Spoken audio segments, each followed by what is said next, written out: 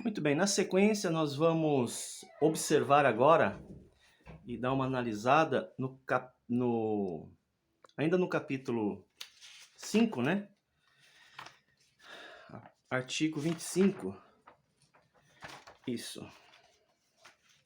Muito bem, então esse aqui é o quarto vídeo. Que Deus possa abençoá-los e nos ajudar na compreensão aí do que rege o Estatuto da Igreja Batista Regular de Igreja Batista Fundamentalista de Arapoti. Regular também. Muito bem, artigo 25. Ok. Só poderão compor a diretoria do patrimônio membros acima de 18 anos e que estejam em ordem com as leis civis do país. Artigo 26. Os membros da diretoria do patrimônio não serão remunerados pelo exercício dos seus respectivos cargos, com exceção do cargo de presidente, quando este for exercido pelo pastor da igreja. Artigo 27. É vedada a remuneração por quaisquer formas aos cargos da diretoria, professores da escola dominical, diretores de departamentos, dirigentes e demais líderes, nomeados ou eleitos, e a distribuição de lucros ou qualquer tipo de vantagens de seu patrimônio e de suas rendas a dirigentes, mantenedores, administradores ou membros, sob nenhum pretexto, a título de participação do seu patrimônio. Então, é algo que as igrejas batistas regulares têm deixado muito claro ao longo da sua existência, a questão indevida, né, dos recursos da igreja. Né? O único cargo na igreja, dentro do movimento batista regular, né, a qual nós estamos chamando aqui em Arapoti como fundamentalista, né? E essa questão de fundamentalista ele foi escolhido de forma proposital, é que a igreja aqui em Arapoti, a cidade de Arapoti, tem algumas igrejas, né? E quando nós chegamos aqui, pelo histórico que nós coletamos, nós percebemos que elas estariam se distanciando da Bíblia Sagrada, né? Então, nós escolhemos o termo fundamentalista justamente porque tem uma expressão muito forte no que diz respeito às escrituras, né? Então, esta igreja ela está plantada a diferenciar-se com relação aos fundamentos, né? Eu não estou aqui também de maneira pejorativa, caluniosa ou denegrindo as outras igrejas que existem aqui na cidade. Muito provavelmente existem pessoas convertidas lá, certamente existe uma liderança que ama Deus, porém, né, tem alguns aspectos destas igrejas das quais nós não concordamos. Então nós temos tentado enfatizar isso. E nós sabemos que existem igrejas que eles contratam pessoas para servir nas questões litúrgicas, né? Existem igrejas, nós sabemos, né? Tanto do movimento como fora. O movimento batista regular a gente desconhece.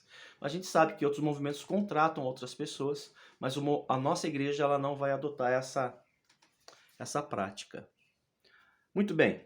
A gente vai entrar a partir do artigo 28 sobre as responsabilidades dos membros da diretoria. Aqui nesse ponto eu quero pedir permissão a vocês, mesmo se o vídeo se estenda um pouco, que eu consiga nesse vídeo abarcar 6 atribuições, ok? Então vamos lá? Sem delongas, quais são as atribuições do presidente? Ok? São 6. Número 1, presidente, tá bom? Convocar e presidir todas as assembleias da igreja, assegurando a expressão da vontade da maioria, bem como os direitos da minoria. Número 2, representar a igreja em juízo ou fora dele. Em geral, nas relações para com terceiros, e junto com o primeiro tesoureiro, assinar escritura de compra, venda ou hipoteca, recibos, contratos e quaisquer outros documentos alusivos a esses atos. Então é importante ressaltar que aqui nesse quesito sobre o patrimônio, sobre bens imóveis, o pastor presidente, juntamente com o primeiro tesoureiro, são eles que assinam as documentações pertinentes a esse aspecto, ok? Seguimos aqui. Movimentar e liquidar contas da igreja em bancos ou instituições similares, passar procurações e estabelecê-las. Então, a igreja ela vai precisar abrir conta, né, em banco, né? E essa conta vai ser aberta em nome da igreja, com CNPJ, né? E ela será composta, né? Essa conta será aberta no nome do presidente da igreja e o primeiro tesoureiro. Terceiro, zelar pela observância do orçamento da igreja, aprovada para cada ano civil pela Assembleia. Quarto, assinar com o primeiro secretário as atas das assembleias da igreja depois de aprovadas. Quinto, zelar pela observância desse estatuto e pelo fiel cumprimento das decisões aprovadas. Sexto, assinar os balancetes mensais e balanço anual juntamente com o tesoureiro e o contador. Então, na medida que a igreja progride e se desenvolve, há necessidade de contratar, né, um contador, né? Na infância da igreja, talvez dispense essa necessidade, mas no transcorrer, né, vai se fazer necessário, né, termos a igreja ter um contador. Artigo 29. É a atribuição do vice substituir o presidente na sua falta e nos impedimentos eventuais. Gente, se existe um cargo na igreja tão importante quanto o cargo do presidente, é o vice-presidente, é o vice-moderador da igreja. Existem casos, né, que o pastor por alguma razão deixou o ministério por falecimento, ou ele precisou desligar-se, ou ele teve que mudar de ministério, ou porque ele entrou em disciplina e teve, né, todo caso de disciplina, a pessoa perde o cargo imediatamente, não é diferente com um pastor. Então, o que acontece? Às vezes, a igreja ela está no andamento, numa rotina, ela está numa sequência, e aí, por alguma razão, o pastor local sai. E a igreja, talvez, ela fica à mercê, né? Não se ela tiver um bom vice-moderador.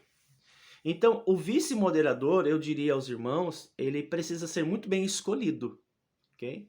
Ele precisa conhecer, né, da doutrina, ele precisa conhecer a declaração doutrinária da igreja, precisa conhecer o estatuto, ele precisa andar muito perto com o pastor, porque na ausência dele, é ele que representa a igreja, né? Então é muito importante a igreja tomar esse cuidado sobre os membros da diretoria, né? Então eu diria que o vice-moderador, ele tem um papel fundamental, né, na ausência do presidente. Enquanto o presidente está, né, o vice, ele precisa estar andando ao lado dele, observando, aprendendo, e precisa ser um homem que ama a Deus e que ama a igreja, né? Porque numa eventualidade, né, ele vai assumir. E digo isso porque como um missionário revitalizador, a gente já tem andado por várias igrejas, às vezes o estado da igreja não é pior porque a igreja ficou na mão de um vice, porque o pastor deixou a igreja, talvez encarquilhada, machucada. A igreja só não está pior porque tem ali um homem de Deus, leigo, é verdade, né? Não tem estudo teológico, leigo, mas um homem que conhece a palavra de Deus e um homem que ama a Deus. Muito bem. Artigo 30. As atribuições do primeiro secretário. Lavrar as atas das assembleias em livro próprio. Lavrar é escrever. Assiná-las juntamente com o presidente e apresentá-las para aprovação nas assembleias seguintes ou como a igreja decidir. 2. Manter em dia o arrolamento dos membros expedindo e recebendo cartas e transferências, anotando entradas e saídas de membros, né? Então, o secretário é responsável por manter isso em dia. Terceiro, manter em dia o arquivo de documento e anexos referente às assembleias. É importante que o secretário ele tenha um arquivo que mantenha, assim, o dia que precisar acessar, nós vamos pedir para o secretário, ele rapidamente consegue localizar os documentos. Manter em dia o livro de atas, registro de cerimônia religiosa de casamento, de efeito civil e outros, né? É importante, né, porque os membros, a igreja precisa ter um xerox dos documentos, né, com uma fichinha preenchida. Então, o secretário precisa estar atento a isso e manter essa lista com esses dados atualizada, né, porque são membros da igreja, né? Artigo 31. É atribuição do segundo secretário substituir o primeiro secretário em sua ausência ou impedimento e ajudá-lo no exercício de suas funções, né? Assim, todo segundo presidente, secretário e tesoureiro, eles não são como no time de futebol, né? Banco de reserva. Não, ele atua junto. Eles atuam junto, né? Tanto para auxiliar, né, como também para aprender, porque numa eventualidade, e eventualidades pensa que não, mas elas acontecem até com certa frequência, né? Impedimentos, eventualidades acontecem, né? Então eles precisam estar preparados caso seja necessário de entrar e ajudar, né? Vamos seguir aqui. Nós estamos já com quase 12 minutos. Artigo 32. São atribuições do primeiro tesoureiro receber, registrar e guardar os valores da igreja, apresentando a ela relatórios bimestrais e balanço anual do movimento financeiro. Então, quem é responsável por contabilizar as finanças da igreja? O tesoureiro, né? Normalmente ele faz isso sempre com uma testemunha, né? Quando a igreja tem um vice, sempre são os dois, o primeiro e o segundo. Quando não tem, convida-se, então, um outro membro da igreja, né, uma pessoa responsável, né? E é importante entender que é ele que apresenta os relatórios, né? Às vezes, quando uma igreja está nascendo, as outras atribuições, né, de um secretário, o pastor vai ajudá-los a eles aprenderem o que eles devem fazer. Mas o que eu quero chamar a atenção a respeito da atribuição do tesoureiro é que quando há uma assembleia ordinária, né, ele vai apresentar aquele registro para a igreja saber como que está as entradas e saídas, né? Obviamente que nem sempre nesses relatórios ele vai revelar o valor das entradas pessoais de dízimos, né? Essas informações ela é pertinente à diretoria e mais precisamente, né, ao presidente e o tesoureiro que sabe essas informações. Mas pode ser que alguém queira saber o registro dessas informações, pegar as notas e conferir isso, né? Então, por isso que o tesoureiro precisa deixar essas informações arquivadas por meses e anos, justamente, preciso daquela nota. A gente precisa conferir aquele dízimo, né?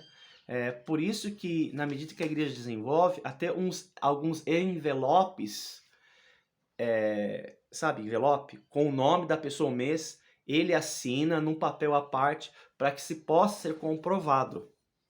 Não porque há de se duvidar da tesouraria, porque tem que ser a tesouraria, os membros da diretoria tem que ser homens responsáveis, né? Às vezes são mulheres que ocupam um cargo da diretoria como tesoureira, né?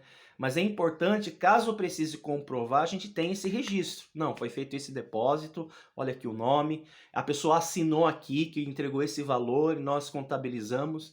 Então, na medida que a gente desenvolve, a gente vai melhorando o registro dessas informações. E é responsabilidade do tesoureiro. Então, se por acaso precisar fazer uma prestação de contas e exigir responsabilidades, é do tesoureiro. Então é um cargo que exige, né, muita atenção, né? Número 2, abrir, movimentar, assinar junto com o presidente e encerrar contas bancárias em nome da igreja. Terceiro, efetuar os pagamentos autorizados pela igreja. Esse aqui é um ponto que eu quero destacar, né? O tesoureiro, ele é responsável, mas ele não é autônomo. Eu já vi igrejas, né, onde o tesoureiro ele decide sobre as finanças da igreja. Não é bem assim que funciona, né? Ele não tem essa autonomia e nem o pastor tem autonomia. É importante que o pastor participe a igreja, né, das suas decisões financeiras. Obviamente, existem algumas questões de menor escala e de urgência que talvez o pastor, a igreja autorize o pastor a tomar algumas pequenas decisões que é de praxe, né? Por exemplo, existem algumas despesas ordinárias que não precisa estar chamando uma assembleia para decidir porque é uma questão óbvia. Por exemplo, às vezes o pastor ele está à frente de alguns ministérios que exigem a necessidade de compra de alguns materiais, por exemplo, material de papelaria, né, que a igreja tem mais ou menos uma ideia de quanto gasta por mês. Um exemplo, R$200 por mês de papelaria. Não precisa decidir em assembleia. Antecipadamente, a assembleia pode autorizar o pastor a fazer isso, porque já é de conhecimento. Mas, por exemplo, se a igreja precisar, por exemplo, de uma máquina de cortar grama, que custa R$2.000, aí não, aí já é um pouquinho diferente, que o valor é um pouquinho maior, a igreja precisa ser consultada e talvez há outros caminhos e alternativas para que isso possa ser feito. Mas nem o presidente pode fazer isso, mas nem o tesoureiro ou qualquer outro membro da igreja. Aí chega aí com uma Kombi. Ah, não, eu comprei para a igreja, agora a igreja só paga. Mas não, mas como assim? Né? Então isso não pode acontecer. Então o tesoureiro, ele que fica com o dinheiro, ele que administra o dinheiro, mas ele só efetua o pagamento daquilo que a igreja autorizar ele fazer, né? Aquilo que está de comum acordo. Quarto, assinar com o presidente os documentos de aquisição, oneração, alienação de imóveis. E para eu terminar, o vídeo avançou um pouco. Artigo 33. É atribuição do segundo tesoureiro auxiliar o primeiro tesoureiro no seu trabalho, auxiliar e substituí-lo quando necessário. E para eu terminar, artigo 34. A critério da igreja e conforme a necessidade, poderá ser criada uma comissão temporária de verificação e aprovação de contas, cujos componentes deverão apresentar os mesmos quesitos da diretoria do patrimônio. O que isso acontece? É importante ter uma verificação de contas, né? Pelo menos uma vez por ano. Por que isso? Justamente para mostrar e demonstrar à igreja a transparência e a idoneidade das negociações. Então, é convocado, a igreja elege, né, um grupo de pessoas, normalmente são 3, 4 pessoas. Esses irmãos, eles se reúnem, a tesouraria entrega todos os documentos, todos os recibos, todos os comprovantes, junto essa equipe vai analisar, né? Ele vai tirar o extrato, vai ver, e eles vão dar olha, bate, não, tá dando diferença aqui, né? Então é importante que uma comissão, pelo menos uma vez por ano, se reúna, a igreja escolhe esses irmãos, venham elegê-los, para que eles possam verificar a idoneidade e a transparência. Isso demonstra, não é que alguém está desconfiando de alguém, né? Nós precisamos de pessoas nos supervisionando.